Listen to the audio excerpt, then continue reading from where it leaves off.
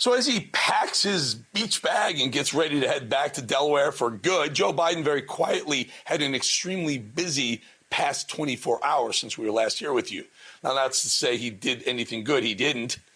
In fact, I'd argue that the current president's wave of actions were quite the opposite. Here's the headline. Old Joe just keeps waving that pardon wand around. He commuted 1,500 jail sentences and issued another 39 pardons yesterday alone. Joey continues to do right by the American criminal, which is exactly what he was expected to do. It's what he'll be remembered for. He sees the clock ticking, and as all of a sudden, he's capable of working at a normal speed. Biden's lame duck weeks have so far been highlighted by vacations, burning through tax dollars by giving billions of them to countries who will never, ever return the favor, and now more pardons and commutations. As Biden recklessly gives everyone on the left a clean slate, all of the political thugs, past and present, are starting to take notice. Slick Willie Clinton, Bill Clinton, is apparently discussing a potential pardon for his wife, Hillary, because they're allegedly terrified that Trump is going to toss Hillary Clinton in jail. By the way, right where she belongs. I guess this one makes a bit of sense because Hillary has certainly done a lot of pardoning of Billy over the years, don't you think, on their marriage? So it's only right that the former president goes to bat for his wife this one time. There's a lot to unpack here. First of all, anyone who is begging old Joe for a pardon right now is very clearly guilty of something. And I'm not talking about rolling through a stop sign or getting a parking ticket. If you're either asking for or receive a pardon from Joe Biden right now, the entire world will know that you're guilty of breaking a law in a relatively major way. The Clintons' best move here would probably just shut the hell up and simply fade into the darkness. Go on your vacations. Sleep in your separate beds. Stay out of the media. Wow, your lives, and shut the hell up, will you please, all of you. The less America sees of your faces, the better off you two will likely be. Biden also very quietly just extended the COVID Emergency Declaration Act until 2029. Now, why would he do that? COVID, for most of us, is just about, as vicious as a bad cold, now maybe even a mild cold. Of course, there are some outlier cases. People get sick, get really sick. Some people even die, I get it. But that's the case, and that's what happens with basically every illness right now, even if it's just the cold or flu, bronchitis, strep throat. All of these illnesses take lives every single year, and none of them have been declared a national emergency. So back to my question, why would Biden extend this COVID emergency declaration for 4 more years? Well, it's got to be because Trump is going to be in charge of the country for most of that time, right? Of course it is. And correct me if I'm wrong, but wasn't it Trump who appointed a super team, including RFK Jr., to go after Big Pharma? Here's what it's all about. Always follow the money, folks. My first television show was Follow the Money. Big Pharma executives, well, they tend to line the pockets of Democratic candidates during basically every election cycle. What you're seeing here is Joe Biden, a masterclass in money laundering. The emergency declaration is going to protect Big Pharma during Trump's presidency. And by the time that the declaration expires, the Democrats will have likely benefited greatly from another campaign cycle headlined by massive donations from Big Pharma executives. Our president, this current president, is money laundering.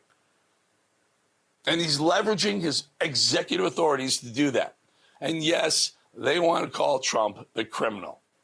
By the way, Big Pharma was the top donor to Joe Biden's candidacy, both times, 2020 and 2024, until he got bounced. Other news, take a close look right here at this picture, and we're showing, for those on radio, we're showing a picture of Congresswoman Nancy Mace. Now, do you notice anything different about her appearance? Well, that's right. She's wearing an arm brace and a sling. But why is that? Well, the Congresswoman was violently assaulted in the Capitol building by trans LGBTQ activists. Why the hell is no one else talking about this?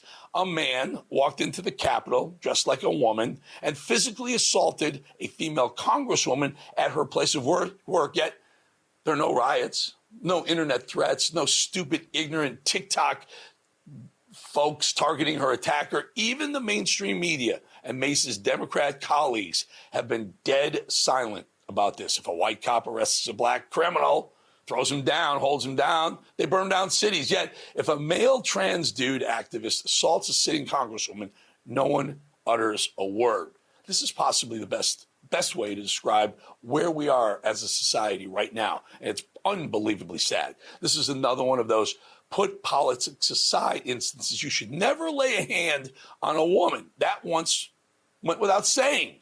But a difference in opinion should not entitle anyone to physically target those who don't agree with their stance. These are basic American morals. Now, back to politics, because the Democrats are becoming the party of violence right now, right before our very eyes. Fortunately, Trump isn't going to let them get away with it and this type of behavior, but we still have several leaderless weeks, about 5 ahead of us.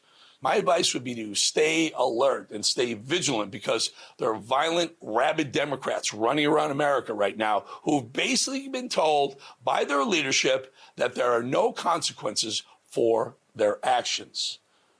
I can think of Elizabeth Warren right now. Pocahontas yesterday said, listen, you push people too far, they'll take matters into their own hands. A senator, did I say Congress? A seated senator says, don't push people too far, they'll take matters into their own hands. You know what that means? She's condoning violence. She's condoning violence. How in the world is she getting away with this? I wish we had the soundbite.